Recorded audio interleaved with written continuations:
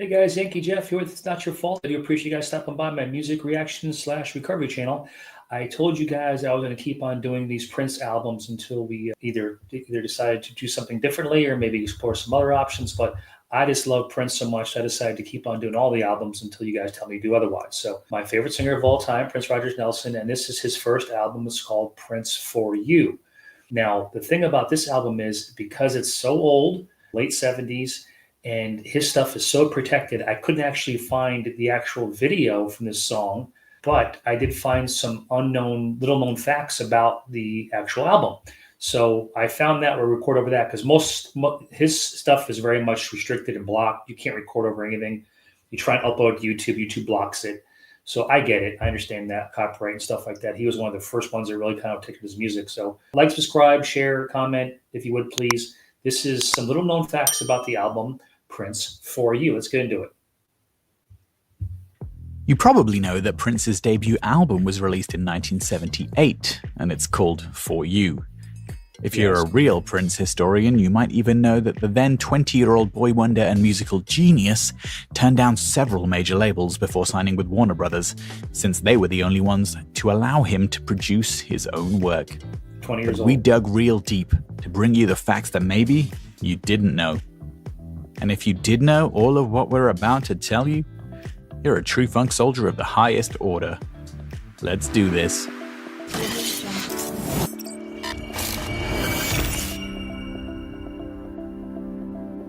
So first things first, although Warner's had allowed Prince to produce his own work, that doesn't mean they were fully ready to take a chance on him right away. So they brought in a guy named Tommy Vicari to engineer and to executive produce the first album. Tommy was essentially tasked with making the album a hit as a trustworthy figure for Warner's. Unfortunately, he found Prince pretty difficult to deal with. Go figure. But a part of what made Prince agree to this arrangement was the fact that Tommy, at that time, was perhaps best known for his work with one of Prince's idols, Carlos Santana. Fact number 2. It's well known that Prince's vocals on his debut album sound well beyond his years. Clean, soft, silky, stacked harmonies cover this record, perhaps most notably on the title track. But what was Prince's influence here? Well, he'd practice his vocals before recording by singing songs by none other than the legendary Chaka Khan and her band, Rufus. Stop it there. A couple different things here. See how things kind of interchange and overlap. Carlos Santana, of course, one of Prince's early idols, and Sheila E's father played drums in Carlos Santana's band. So that's a connection there. And of course, Chaka Khan, probably her biggest hit, I Feel For You, was a song written and developed by Prince and given to her. He recorded also himself, but she made it a bigger hit. So that's kind of interesting. Get back to it. Fact number 3. Speaking of Chaka Khan, she was one of not one, but not two, not three, but 4 musical icons that the young Prince met for the first time during the recording sessions for this album. The other 3?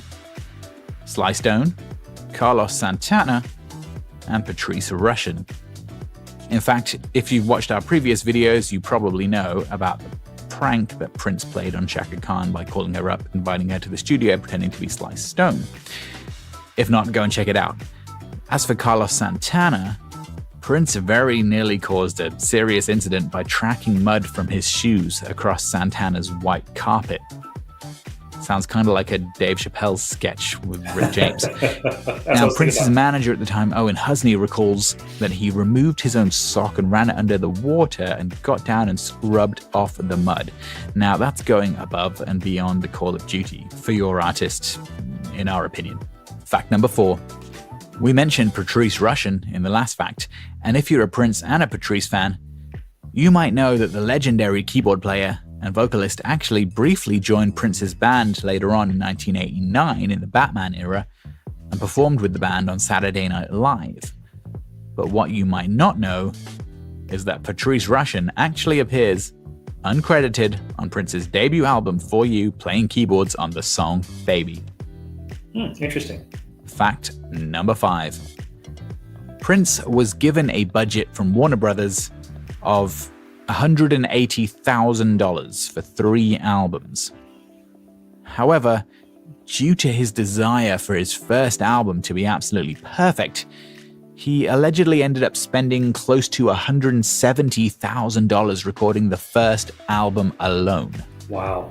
This meant that his follow-up album, 1979's Prince, self-titled, was recorded on a very small budget.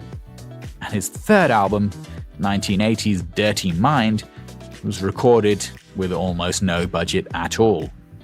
Ironically enough, each album would be more successful than the last despite the dwindling budgets, and the style and punk-funk sound of Dirty Mind actually benefited from the low recording quality.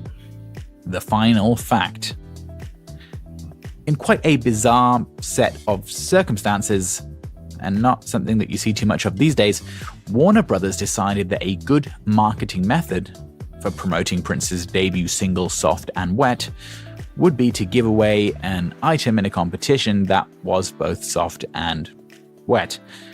They ran promotional contests in the US for the single where they gave away waterbeds. Okay. Yeah. Kind of weird. Despite this, the single only ended up being a minor Nothing says the 70s like a waterbed. hit. But as we know, there was much more to come. And that's it for our facts about Prince's debut album, For You, from 1978. Hope. Subscribe to my channel, not his. Just kidding. That was interesting. There's a lot of stuff there I didn't know about, especially some of the early stuff. That's interesting. Of course, you well know he had a great sense of humor. We've heard about that. And the perfectionist. I can see why he spent 90% of his money on the first album, because he wanted it to be perfect. That was going to be his first foray into the music LP venue, and he wanted it to be perfect. And the rest kind of fell into play. Dirty Mind is an amazing album. His next album, Prince, is a great album also as well. But Dirty Mind really kind of lit the Roman candle, I guess you could say, and set him off into the atmosphere. I do appreciate you guys stopping by tonight. What do you guys think about those little facts that he was talking about? There's any of this stuff you guys didn't know? If you would, please like and subscribe. Leave a comment at the very end. And again, I do these music reactions to try and get my recovery channel information more published. And a lot more subscriptions means that YouTube will send the content out to more people that need it. Okay. So God bless you. Thanks for stopping by. Keep coming back. It works with your work. Let it begin with you. And by all means, say a prayer for the prayerless. We'll be doing some more Prince. If I can find an actual video or recording of For You, the first song on the album, I'll try and get to it. But every time I try and upload it, it gets blocked. So keep trying. Thanks, guys. God bless. Talk to you soon.